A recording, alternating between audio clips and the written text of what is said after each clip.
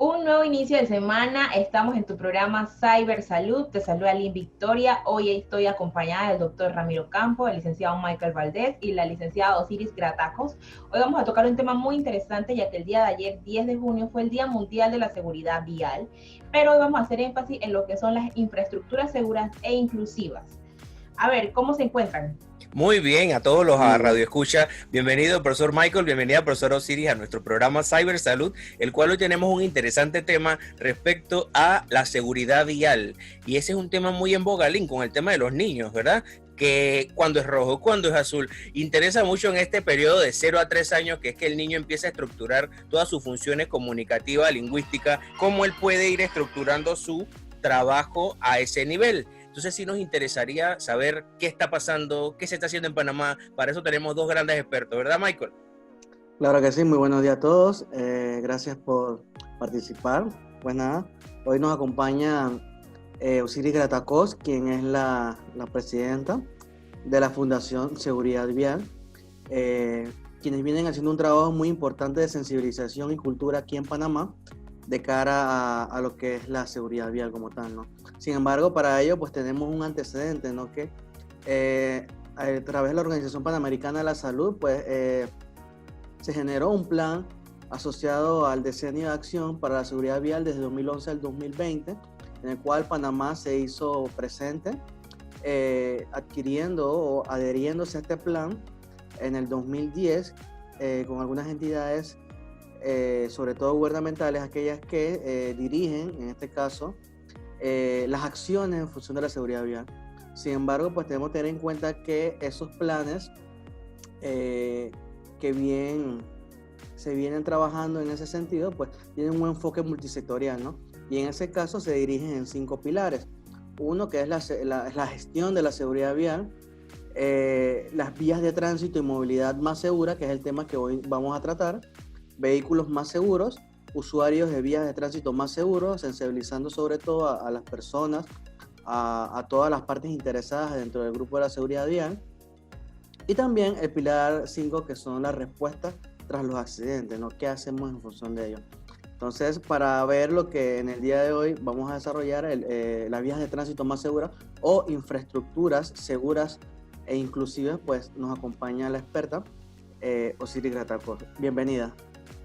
Hola, saludos a todos y gracias por la invitación. Sí, bueno, mi nombre es Osiris, actualmente dirijo la Fundación Educación Vial, que ya este año cumple 9 años de estar trabajando formalmente con el tema de la seguridad vial. Realmente somos promotores de la misma a través de la educación.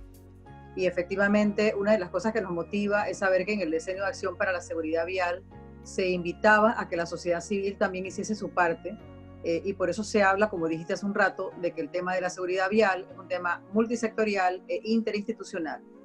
Y tiene que, para lograr alcanzar algún objetivo, alguna meta, tiene que trabajarse de esa forma. No puedes trabajar de forma aislada o con diferentes sectores. Tienes que integrarlos a todos porque al final todos están en la vía pública de alguna manera. Sí, el tema de la infraestructura segura e inclusiva es una cosa que impulsamos. De hecho, tenemos también que pensar que la Fundación trabaja con activistas y voluntarios, y algunos de ellos han sido víctimas de accidentes, de siniestros viales, perdón, evitamos decir la palabra accidente, pero es como un hábito, porque probablemente tengamos personas lesionadas que queden utilizando una silla de rueda para desplazarse, y sí nos han compartido lo difícil que es desplazarse en una ciudad que no esté adecuada a la movilidad reducida.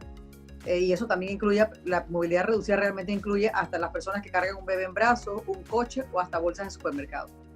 Entonces se hace mucho énfasis, y de hecho hay una tendencia, no sé si lo han notado los que trabajan en el tema de la seguridad vial, pero foros, congresos virtuales y demás insisten mucho en el tema de la infraestructura segura e inclusiva, porque tienen que considerar que la población es así de diversa y sí necesita desplazarse de una forma cómoda y de una forma segura. Y por eso hablamos del tema de las rampas, del tema de evitar obstáculos en la vía para que la gente pueda desplazarse. De hecho, hay un documento que nosotros hemos posteado en redes sociales varias veces, que hizo el municipio de Panamá, se llama Acceso, junto a la Espía y otras organizaciones, en los que te da instrucciones para poder hacer rampas correctas, porque también la gente cumple con rampas que realmente no funcionan, no son funcionales. o están muy elevadas o son muy estrechas para una silla de ruedas. También se ha manifestado que las personas, por ejemplo, en las empresas habilitan baños o lavamanos y resulta que cuando los van a usar están a la altura, pero no a la distancia que una persona pueda aprovecharlos. Entonces es mejor seguir un manual que ya está hecho, que se ha diseñado por profesionales idóneos para poder cumplir con el tema de la movilidad inclusiva. Con el tema de la infraestructura, yo creo que nosotros como sociedad civil podemos impulsar, proponer e incluso reprochar, pero siempre vamos a descansar un poco en el Estado porque son las instituciones las que sí pueden construir.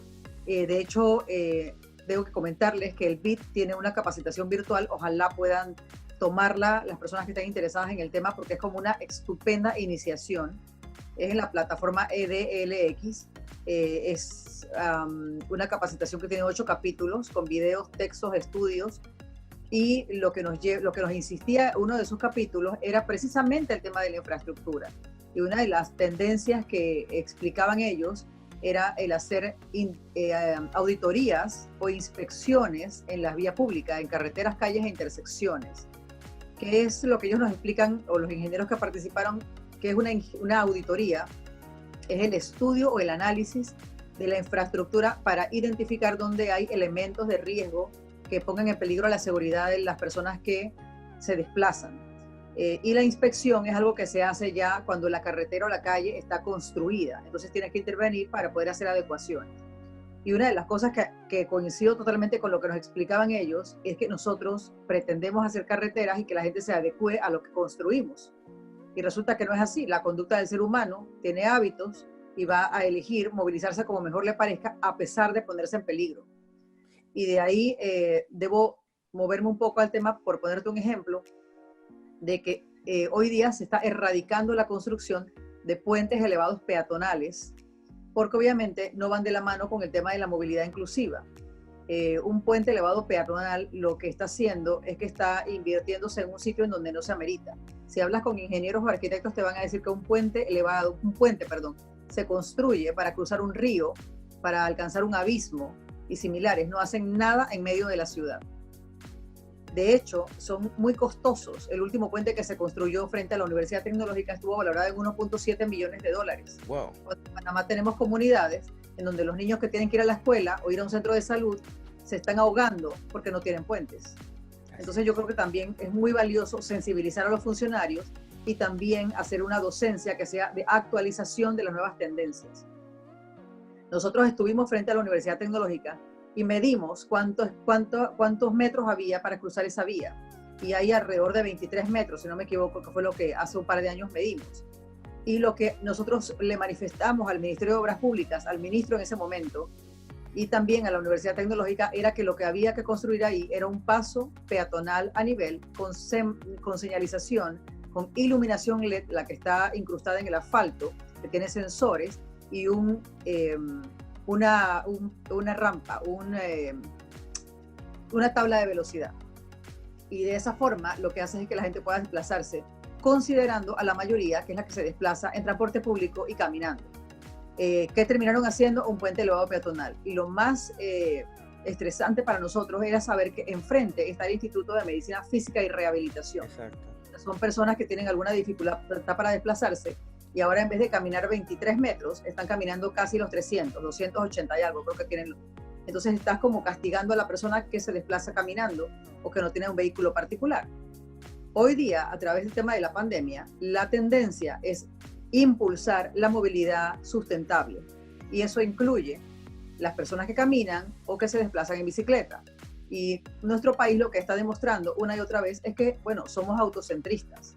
Y la infraestructura está hecha para los vehículos. ¿Por qué construyes un puente elevado peatonal y no es uno? Ahora va a ser un segundo puente a 500 metros.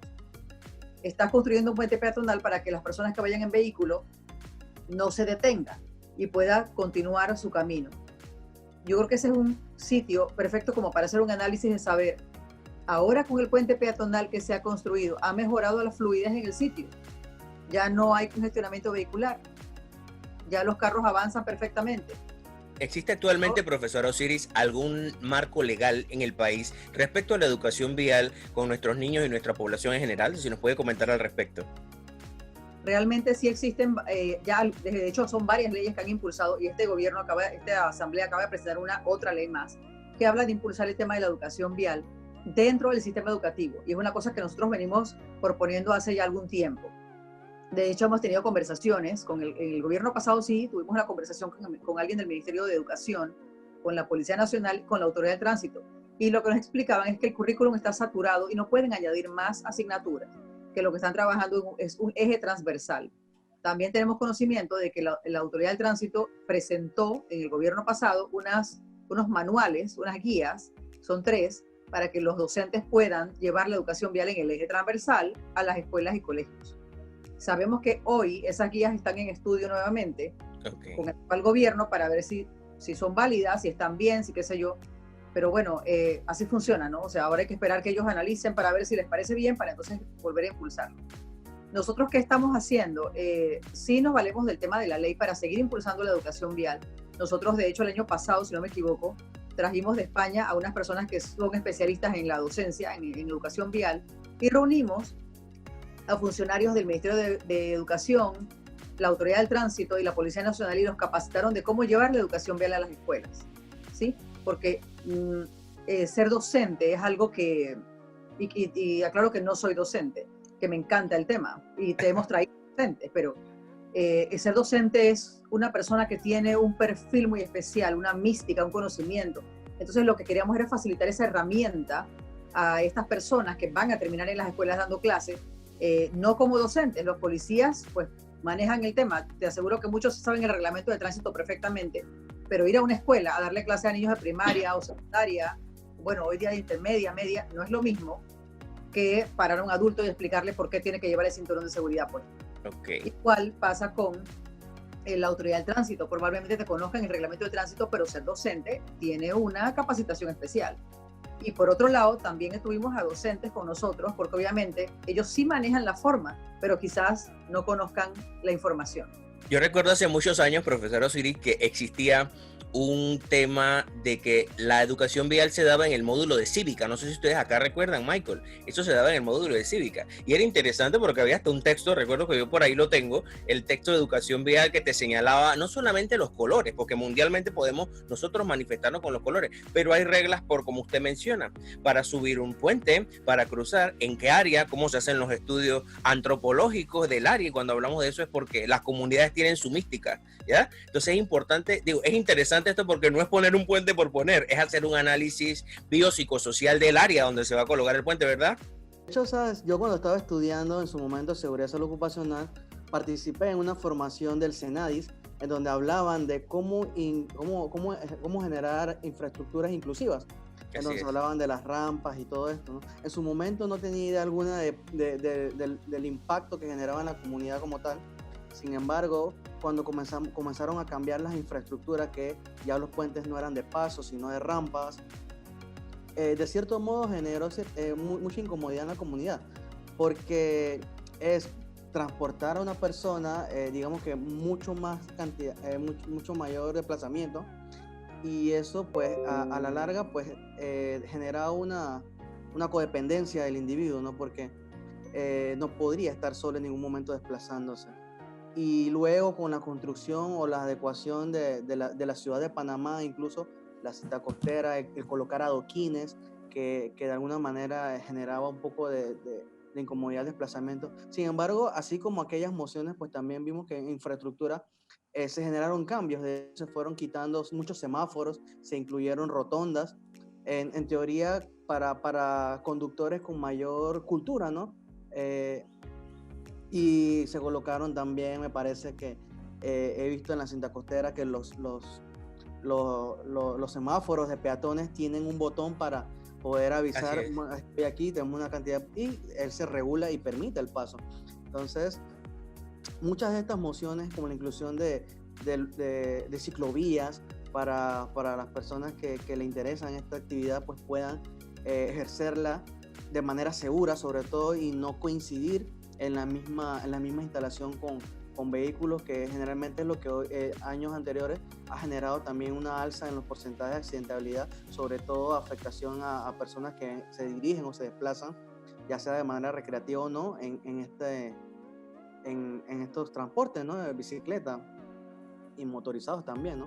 Entonces, pues es muy interesante, sobre todo la moción que hacen Osiris, ustedes como fundación y muchas entidades también, que generan esa cultura desde la parte básica en el preescolar, porque en su momento nosotros también realizamos una actividad. De hecho, mi hijo está en prekinder y en la escuelita donde está, le hicieron una actividad, llevaron unos policías de tránsito y le explicaban de manera muy lúdica, obviamente al nivel de los niños, mira, este es el semáforo. Y yo me acuerdo cuando estaba yo en el semáforo y la luz estaba en rojo y mi hijo me decía, papá, la luz de rojo es alto, no puedes pasar.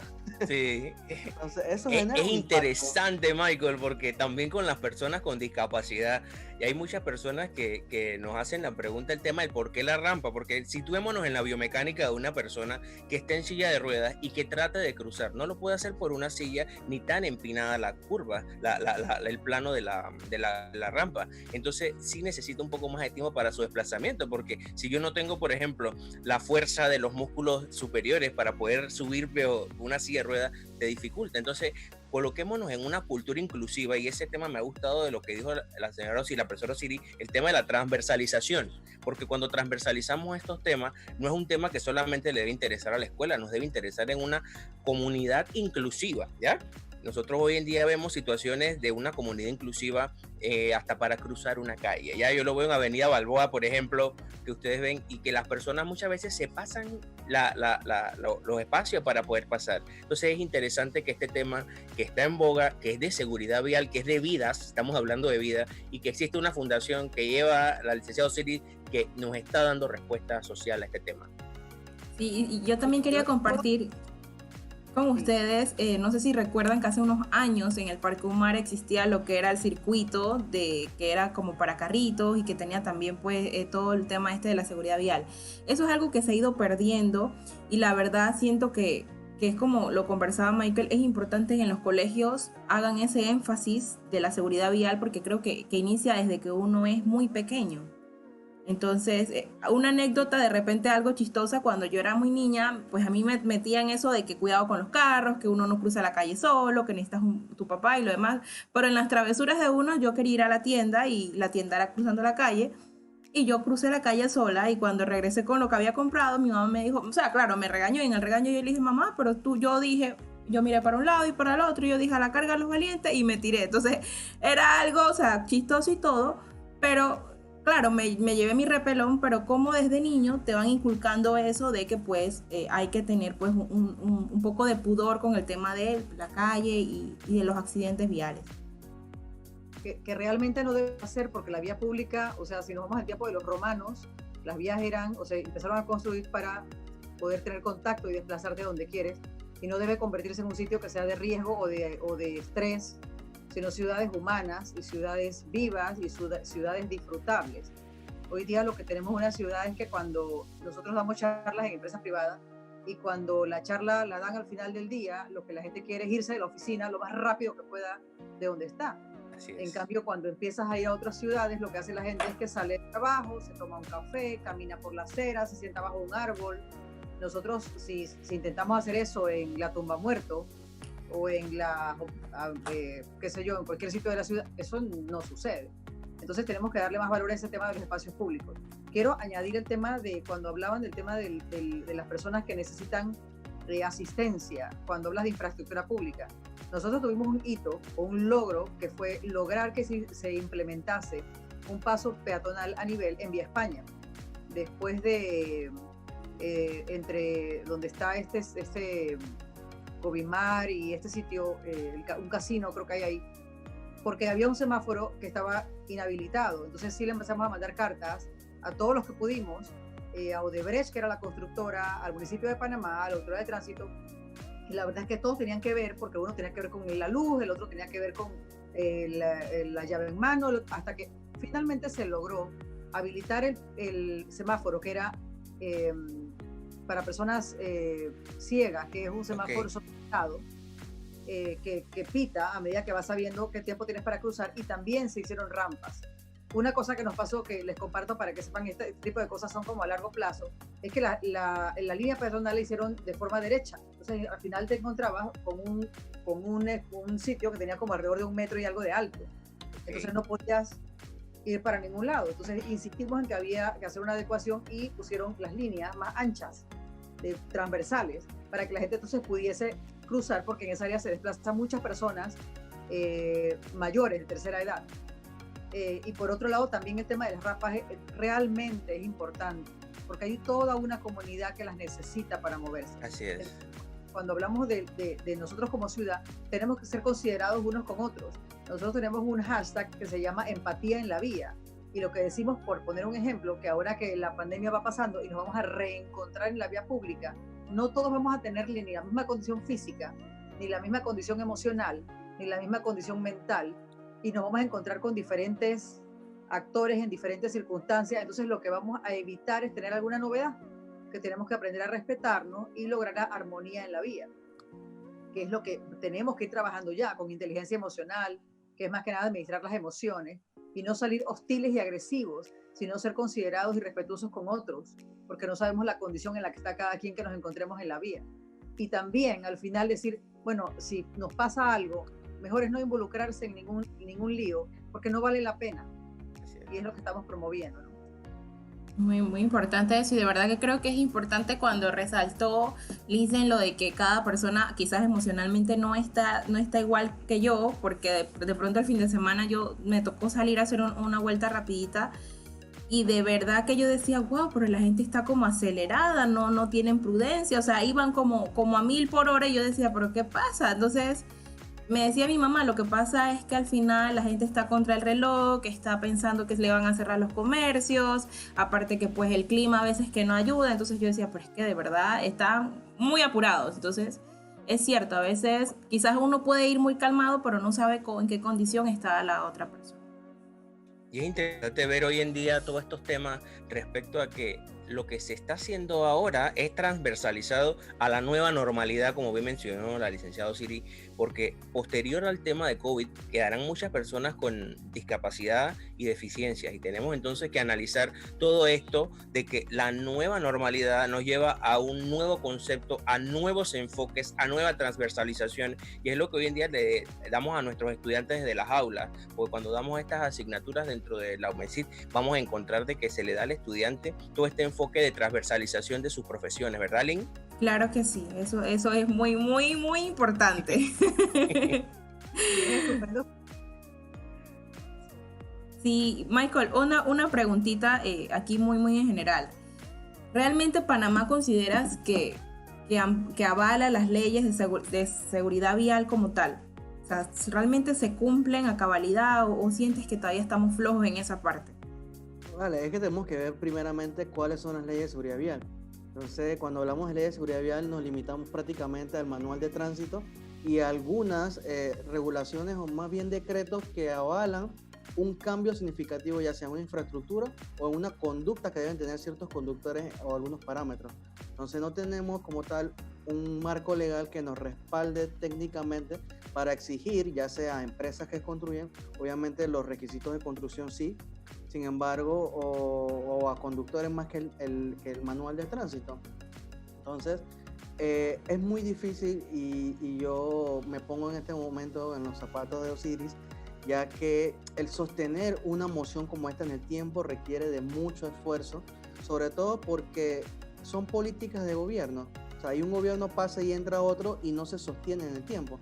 Entonces, como bien indican, coincido en la transversalidad de este asunto respecto a una cultura general, pero para ello debe sostenerse como una política de Estado y no como una política o campaña de gobierno en gobierno. De esa manera podemos sostener y generar cultura desde la parte muy básica, a niños, menores de edad, hasta adultos, y desde todos los aspectos, porque cuando nos ponemos a analizar y somos todos partes interesadas, o sea, todos somos vulnerables en algún momento. Por ejemplo, yo cuando estoy en el vehículo soy un conductor, sin embargo, cuando me bajo y me estaciono y voy camino, pues ya me vuelvo en un peatón. Entonces, todos somos partes interesadas en este globo de la seguridad vial, que coincidimos en una infraestructura en la cual vamos a coincidir en algún momento. Entonces, no es que estamos alejados de esa realidad, o sea, siempre vamos a tener de alguna manera esa vulnerabilidad de accidentalidad, ya sea como peatón o como conductor. Entonces ahí es importante asociar todo al factor humano, cómo generar cultura en el individuo, que considere cuáles son los factores que pueden generar un accidente al momento de ser conductor, o cuando somos peatones, pues considerar cuáles son las instrucciones que debemos seguir o las conductas o buenas prácticas para pues no generar un accidente y dos, no formar parte de la consecuencia de un mismo, ¿no? Y también pues promover y tener ese enfoque preventivo, no reactivo, pero también digamos que apoyar y generar cultura, ¿no? Si yo puedo compartirle a mi compañero o decirle, mira, deja de tirártela a los carros, por ejemplo, y utiliza las rayas blancas, espera el semáforo. Entonces ya uno va generando cultura y eso se traslada y así, o sea, prácticamente, y es como el tema ambiental, si logramos con ahí como la gota, logramos generar un cambio conductual en el individuo. No sé, Osiris, si usted ha visto que actualmente para las regiones del interior, ¿qué estadística maneja la Fundación respecto a accidentes de tránsito por imprudencia del peatón? Porque yo sí he observado mucho, más hace poco me tocó en los meses de enero ver un accidente de tránsito en el cual la persona tenía prácticamente 1 metro del puente y ella se le tiró al carro, ¿ya? Entonces, uno como peatón, uno como ciudadano, si yo esté en esa situación y me pasa eso, ¿cuál es la implicación legal que tengo yo como ciudadano? Nos gustaría que nos comente respecto a ese tema. ¿Qué se ha adelantado respecto a la imprudencia del peatón? Sí, bueno, nosotros como fundación tenemos que reconocer que el peatón, primero que nada, es un usuario vulnerable. Y en Panamá, la última estadística que estuvimos revisando, que creo que fue el año 2019, nos decía que el 49.5% de las personas que pierden la vida en Panamá son peatones. Los demás se distribuyen en motocicletas, ciclistas, vehículos a motor. Eso quiere decir que estamos quitándole la vida a la gente que camina y no se ha podido comprar un carro. Entonces, realmente no podemos culpar a una persona porque haga una u otra cosa, porque no sabemos su condición, no sabemos sus conocimientos, no sabemos su condición física, por ejemplo. Y tengo que abogar por ellos porque una de las cosas que nosotros hicimos hace un par de años es traer a una arquitecta urbanista, Claudina de Guives, de México, de Oaxaca, en donde ella nos promovió el tema de los derechos, de la Carta de Derechos del Peatón, que hicieron en México, y la ha pasado a Colombia, a Panamá, a Taiwán, qué sé yo. Y lo que promovía era tener el respeto con estas personas que se desplazan a pie y no tienen nada con qué protegerse, y por eso se llaman usuarios vulnerables. Okay. ¿Qué nos pasa en Panamá? Que estamos exigiéndole cosas a las personas y es como pedirle peras al olmo, o sea, no hay educación vial, la gente no sabe, y cuando tú, los que conocen el tema de la docencia, tú no es que muestres algo o enseñes algo si no tienes sustento. Entonces, si a un peatón tú no le explicas el riesgo que corre o la situación de riesgo que se pone cuando está en la vía pública dándole la espalda al tráfico, usando colores oscuros de noche o caminando en estado de ebriedad al lado en el arcén y luego invade la calzada, la persona no tiene idea de por qué tiene que hacerlo. Entonces es un trabajo enorme que hay que hacer para poder proteger al usuario vulnerable y dejar de perder tantas personas. Y esas personas, de hecho, tienes que ir pensando que son niños, que son personas de la tercera edad, que son personas, a mí me ha hablado gente que me dice, pretenden que suba un puente peatonal y mi papá se acaba de hacer una operación de la rodilla. Pretenden que use un puente peatonal y mi mamá se acaba de hacer diálisis.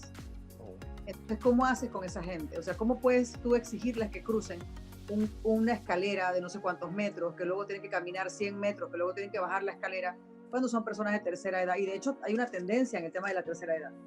Entonces es como, estamos exigiéndole al que no debes exigirle. Ahora, el trabajo que tenemos que hacer es tan grande que la verdad es que a veces sí, a veces uno se frustra, pero de eso se trata el activismo, trabajar por pasión, y no hay más nada que te motive que salvar la vida de las personas o prevenir los siniestros viales con lesionados o pérdida de vidas. La infraestructura, y por eso decimos, el tema de la seguridad vial es interinstitucional e intersectorial, porque si hablas de seguridad vial y hablas de peatones, hablas de conducta del ser humano, tienes que documentarlos, tienes que educarlos, tienes que formarlos, pero también hablas de infraestructura segura, por dónde puede caminar la gente. De hecho, tenemos unas personas en el interior que también forman de alguna parte de alguna forma parte de la fundación, y nos explican que en el interior, en provincias centrales, hay mucha gente que se desplaza a pie o en bicicleta en estado de ebriedad. O sea, salen de la zafra, salen de su trabajo, salen en estado de ebriedad y caminan por la calzada, y esos son sitios de alta velocidad, porque la gente va a alta velocidad, aunque te digan que no puede ir a alta velocidad. Y obviamente el atropello es de un impacto que es mortal. Pocas personas sobreviven a un impacto que sea arriba de los 35 kilómetros por hora. En el mundo hay una tendencia que impulsó también hace un par de años la OPS, que era de reducir la velocidad. De hecho, el hashtag se llamaba reduzca la velocidad, porque sabemos que va a pasar, el siniestro vial va a pasar, pero lo que busca es que el impacto sea menor para que la persona pueda tener la posibilidad de sobrevivir al impacto. Okay. Entonces, si hablamos y de hecho aquí derivo en el tema de cómo es que se trabaja esto, la tendencia en el mundo, o lo que nos dicen los organismos internacionales, es que tienes que trabajarlo muy comunidad. No es que vas a agarrar un enlatado que funcionó en Holanda y lo vas a traer a Panamá, porque en Panamá no somos holandeses, somos panameños. Exacto. Y no vas a poder traer un enlatado que venga de Estados Unidos porque no somos norteamericanos. Así es. Y lo que de repente apliques en la ciudad capital y te lo llevas a Soná, probablemente no aplique, porque en Soná la dinámica es totalmente diferente a la ciudad capital. El tema de las ciclovías, que podríamos introducirlo aquí, en el interior la gente anda mucho en bicicleta. Saben cómo desplazarse, no usan casco, qué sé yo. En la ciudad capital, el ciclista es otro tipo de ciclista. Hay muy pocos ciclistas urbanos, y ahora le decimos ciclistas urbanos, pero éramos gente que pedaleábamos en el interior y éramos simplemente bicicleteros. Sí. Hoy tenemos este tema de ciclista urbano. Y el capitalino poco se mueve como ciclista urbano. Sí hay una tendencia hoy día, pero es más bien un ciclista deportivo o recreativo, que son más bien atletas. Entonces sí, su tema de desplazarse en bicicleta es otro, y de hecho tú los identificas por el tipo de bicicleta en el que andan, que se ponen todos estos uniformes y qué sé yo. Y el urbano no es así. Tú te vas al interior y te vas a encontrar con gente que anda en bicicleta sin nada, o sea, como están vestidos como para estar en la casa. ¿Cómo haces con esa gente? ¿Cómo los educas? ¿Cómo los formas? Tienes también que decirles que el ciclista también es un usuario vulnerable, porque no tiene nada como protegerse. Entonces, ¿qué tú haces con la gente vulnerable? Tú intentas protegerlo. Tú intentas decir, bueno, esta persona o este individuo hay que protegerlo de alguna manera, porque cualquier cosa que le pase va a ser mucho más grave que lo que le pueda pasar a alguien que va en un vehículo. ¿Qué pasa con los vehículos hoy día? Que los vehículos están tan bien construidos, la industria automotriz está siempre a la vanguardia, que cuando tú entras a un vehículo y cierras las puertas, no hay sonido que penetre, agarras 100 kilómetros por hora y ni te das cuenta, porque el vehículo está ahora construido de tal manera que no percibes la velocidad, y tampoco vas a percibir que puedes hacerle daño a alguien, pues porque estás como en un tanque de guerra, o sea, estás aislado. Es tu nicho, es tu habitáculo, y no porque vas a ser considerado con otros. Voy a hablar del tema del clima ahorita. Están cayendo unos tremendos aguaceros. ¿Quién es usuario vulnerable cuando hay un aguacero? El que va en el vehículo, va con su musiquita puesta, el aire acondicionado puesto, no pasa nada. ¿Qué pasa con el que va en transporte público que tiene que caminar algún tramo? Ese es un usuario vulnerable. Entonces, tenemos que ir pensando en él. ¿Cómo haces para protegerlo? Y repito, ese individuo puede ser una persona de tercera edad, recién operada, un niño, una mujer embarazada, alguien que acaba de salir del súper, alguien que lleve un coche de bebé. O sea, ¿qué pretendes hacer con él? ¿Que cruce el puente peatonal? ¿Que camine 300 metros en vez de 20? ¿Para qué? Para el que está en su habitáculo del vehículo cerrado, no espere. Entonces ahí lo que tenemos, por eso hablamos de la empatía en la vía. Tenemos que ser empáticos, tenemos que ser considerados, y ahorita más que nunca. Yo creo que la pandemia nos ha hecho sensibilizarnos, tener más conciencia de otros. Nosotros los live que hemos hecho, los hemos hecho con personas ciegas, y les preguntamos qué tan difícil es en la ciudad. Para ti, ¿qué tal? Y una persona ciega dice, bueno, Keira, que voy a hablar de ella, dice, estuvimos en Vía España. En Vía España, con la revitalización, se pusieron losas podotáctiles que permiten a un ciego guiarse y saber por dónde va. Pero ¿qué hacemos nosotros, los que no somos ciegos? Nos estacionamos sobre la losa podotáctil. Ahí ponemos nuestro carro, nuestra moto, nuestra bicicleta, o simplemente nos paramos encima de la losa podotáctil. Pero ¿por qué hacemos eso? Si ese es un dispositivo que se creó para ayudar al ciego, a la persona que no ve. ¿por qué estacionamos enfrente de una rampa en donde deben bajarse personas que tienen alguna movilidad reducida a su vehículo? Porque no usamos silla de ruedas, porque no tenemos ninguna dolencia, porque estamos bien y es más cómodo. Entonces hay algo de indiferencia hacia otros. Hay algo de eso no es mi problema. Entonces es hora, yo creo que también, de hablar de la empatía en la vía, porque tenemos de alguna forma que ser considerados y respetuosos con otros. No todos somos iguales. Y de hecho las personas, por ejemplo, que son sordas o tienen alguna discapacidad que no se note, también reclaman. De hecho nos comentaba alguien en silla de ruedas hace un rato que cuando llegaban a un sitio y se estacionaban en la señalización, el seguridad se les acercaba y le decía, pero ¿usted qué hace allí? Y ella decía, bueno, es que yo estoy en silla de ruedas. Y la persona lo miraba y le decía, pero es que no pareces. ¿Cómo así no pareces? Tienes que ponerte un tatuaje en algún lado visible que digas tienes algún tipo de discapacidad. Entonces sí hay algo de indiferencia. Yo creo que eso tenemos que neutralizarlo de alguna forma y retornar a esa humanidad de considerar a otros. Y por eso hablamos de todo este tema. La seguridad vial, por encima de lo técnico, es humana. Porque siempre vamos a terminar hablando de cómo proteger al ser humano, cómo hacemos para que no se lesione, para que no pierda la vida. Y cuando alguien habla de una víctima, no, la víctima no es solamente la que estaba dentro del siniestro vial, también es toda la gente que la acompañaba, todos los que sobrevivieron, porque ya no van a tener a esa persona más o van a tener que lidiar con una persona con una nueva condición. Y cuando tienes un siniestro vial puede pasarte lo que sea. Nosotros en la Fundación tenemos testimonios de personas que no solo han quedado en silla de ruedas, sino que han perdido el sentido del gusto, han perdido la sensibilidad de la piel. Bueno, a los que nos han pasado un siniestro vial nos ha pasado de todo. Entonces, bueno, nada, yo creo que lo que están haciendo es genial, porque están elevando el tema, que lo están llevando a más gente, y eso ya es una contribución enorme al tema. Y ojalá que lo hagan todavía con más intensidad y siempre, porque sí hace falta hacer docencia. Estamos pidiéndole peras al olmo. Si no sabe la gente qué hacer, pues no puede hacerlo. ¿A quién le ha enseñado educación vial? ¿Por qué tienes que ir por la acera? Si no te han explicado por qué, que es evitar una situación de riesgo y caminar por la calzada, pues ¿por qué lo vas a hacer? Entonces esto es una contribución y yo la verdad es que admiro lo que están haciendo y respeto mucho que hayan decidido llevar este tema a su programa, porque realmente vale la pena. Claro que sí. Y hoy en día lo que usted explicaba es importante. Y Michael, tú que eres de salud ocupacional, sabes la diferencia entre accidente e incidente.